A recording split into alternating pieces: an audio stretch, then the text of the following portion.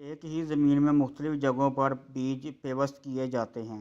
ان میں سے ہر بیج درخت نہیں بنتا۔ ایک طرف بیج کے اپنے حصے کی کوشش ہے، جدوجہد ہے، محنت ہے، برداشت ہے، جس کی بنیاد پر وہ موسمیاتی تبدیلیوں کا مقابلہ کرتا ہے، تو دوسری جانب رب العالمین کا فیصلہ ہے کہ وہ اس بیج کی کوششوں کو قبول کرتا ہے یا نہیں۔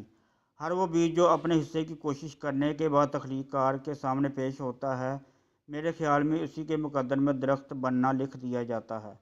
اپنی زندگی کے ہر پہلو پر نظر ڈالیں، اپنے حصے کی ہر ممکن کوشش کریں، اس کے باوجود آپ ناکام رہ جائیں تو اسے ناکامی تصور مت کریں، بلکہ پھر سے کوئی نیا بیج کسی نئی زمین پر لگانا شروع کر دیں، کیونکہ عین ممکن ہے کہ قدرت نے آپ کے لیے کسی اور زمین یعنی میدان کا انتخاب کر رکھا ہو۔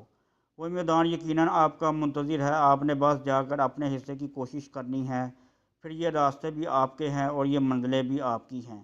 میں سمجھتا ہوں اس دنیا کا سب سے کم عقل اور بیوقوف شخص وہ ہے جو کسی بھی میدان میں پیچھے رہ جانے کو اپنی ناکامی تصور کرتا ہے۔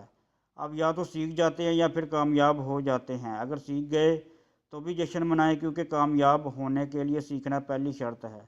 بس اتنا یاد رکھیے کہ سیکھنے کے باوجود اگر آپ غلطیاں کرتے ہیں تو یہ نادانی ہے، یہ کاہلی ہے، یعنی آپ جانتے ہیں بوجھتے ہیں اپنا وقت ضائع کر رہے ہیں۔ کبھی بھی کسی شخص سے حسد مت کریں، کسی کی کامیابی کو اپنی ناکامی سمجھ کر رنجشیں پیدا مت کریں۔ دوسروں کی کامیابی پر خوش ہونا، مسکرانا سیکھیے، پھر دیکھیے آپ کی زندگی میں کتنی مثبت تبدیلیاں رونما ہوں گی۔ کامیابی کیسے آپ کے قدم بڑھانے لگے گی، فاصلے کم ہوتے چلے جائیں گے اور آپ بھی جلد اپنی منزل پر پہنچ جائیں گے انشاءاللہ۔